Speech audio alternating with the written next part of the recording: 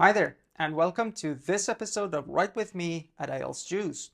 We have a report, and the rubric is over here telling us that the chart below, which as you can see already, is a horizontal bar chart, gives information about how families in one country spent their weekly income in 1968 and 2018. So basically, how families on average spent their money every week in 2 years, 1968 and 2018. In which country? We don't know. And it doesn't matter. So that basically will be my very first sentence. But before I go ahead and tell you, you know me, I need to decide on the grammar tense. 1968, 2018, both are years in the past. So I have no information about the present time. So anything related to present is of course gone. There's no information about future. So the only bit of information I have is going to be past simple. I'm going to put it over here just as a kind reminder for me all the time to remember that the majority of my sentences after this introduction is going to be in past simple tense. Okay, cool. Now, one more thing I would like to point out here is that these are two isolated years. Isolation is one of the virtues of bar charts. Let me put it simply. Bar charts are excellent when you want to isolate data and show data for a particular year. So I don't see trends. I just see the numbers, what it was in 1968 and what it was in 2018. So I see two numbers. These numbers are all, of course, average. So if you asked a certain group of people about food, for example, they would give you different answers. The numbers you see here, the number actually is a percentage. So the percentages you see here are all average numbers. Another thing I can see here is that there are 8 categories: food, housing, fuel and power, clothing and footwear, household goods, personal goods, transport, leisure.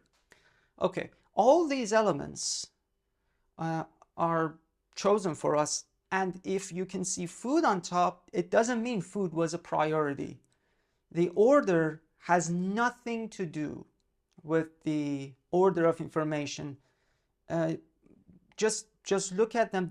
Each single one of them has their own value. So we don't put any more value on food or housing than any other things. We must not do that, by the way. And by this arrangement, IELTS doesn't want us to think that way. On that note, let's begin. Before I go ahead and talk about overview, let me just say that this is a bar chart, and as I said, it's going to focus on 2 years. It's going to focus on 2 years in 1968, 2018 in one country that we don't know, and it shows the amount of money families of that country spent on a weekly basis. Based on that, I'm going to write my overview. When you look at this, I see the highest number, 35%, was food in 1968. Was it the highest in every year? No, it wasn't. Leisure was the highest in 2008. So I can go ahead and say food in 1968 and leisure in 2018 were the highest numbers or percentages for these families. I can go ahead and do that. That would be my overview. What do we do here? Well, there are two strategies again. The easy one is this. You're going to tell me anything you can see in 1968. They will happen here.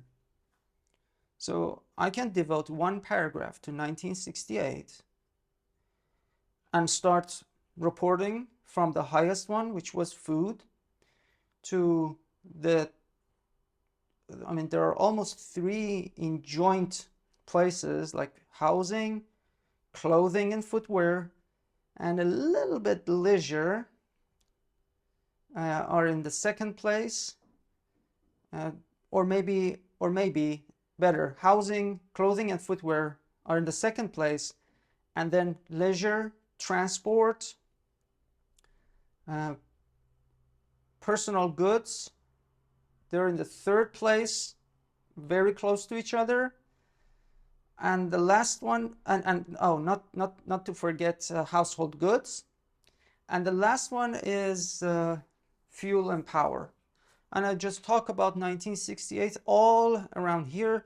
I'm going to write sentences. I'm going to say the first one was food. That was the highest. This is the percentage, followed by then the second rank, those 2 items.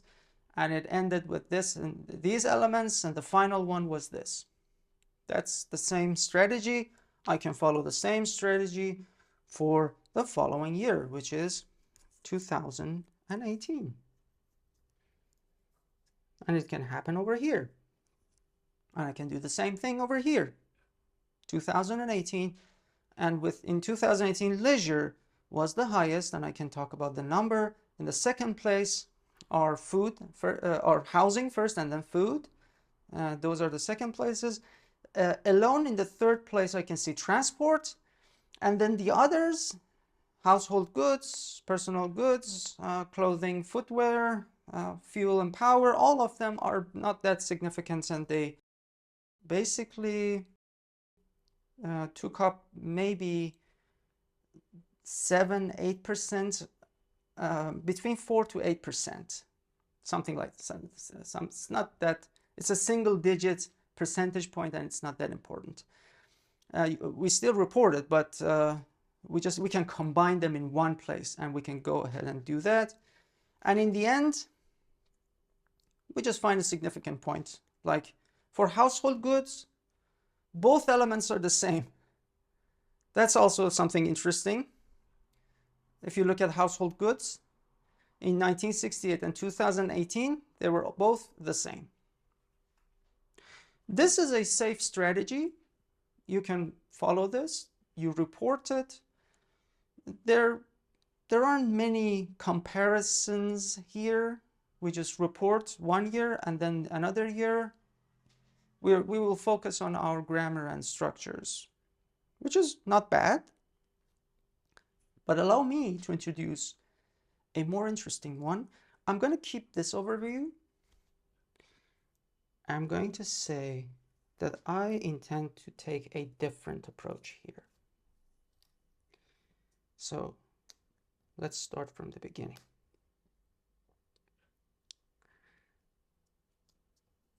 My very first sentence remains the same, but now in the second one, my approach would be that I'm going to write the overview. And in this overview, I'm going to say that out of these 8 items, 3 of them increased. Look at housing from 1968 to 2018, it increased. Look at transport, increased. Leisure, increased. 3 of them increased. 4 of them declined or decreased. Look at food. Look at fuel and power, clothing and footwear, personal goods. From 1968 to 2018, they decline. And there is only 1 item that remained the same.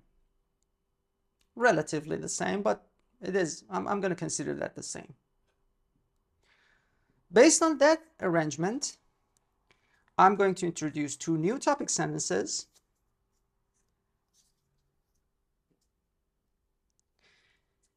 And one, I'm going to talk about the items that increased.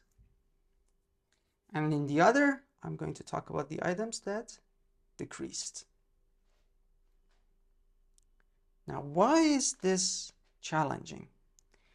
Because here, I need to say 3 sentences for the 3 different categories, housing, transport, and leisure, and I'm going to compare 1968 and 2018 for all 3 of them in this paragraph.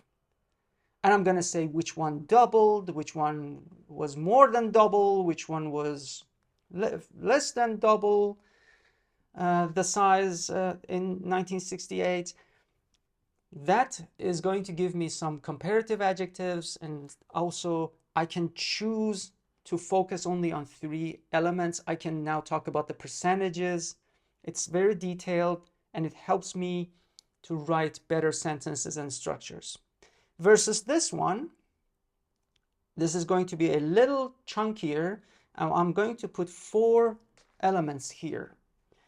Those 4 elements are food, fuel and power, clothing and footwear, and personal goods. And I can combine some of them.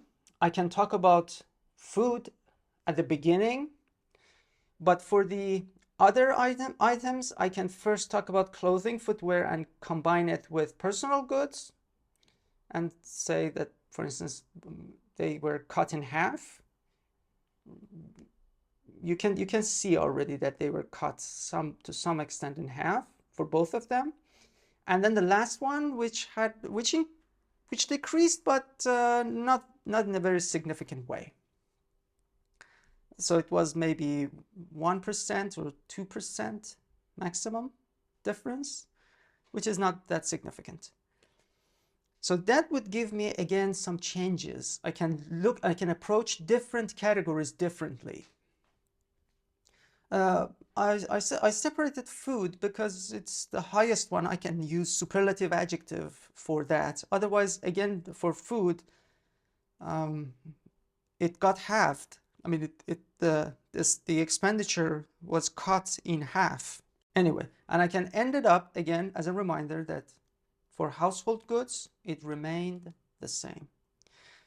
This is a more challenging approach, but it will create the foundation for you to come up with a variety of other grammatical structures and compare, use vocabulary like doubled, twice as, or it got halved, didn't get as much as. You can use as structures here. If you wish to see a sample on this report, on the same rubric and the way we planned it, click over here. If you wish to see other videos like this that we plan, letters, reports, or essays, click over here. And remember, eat healthy.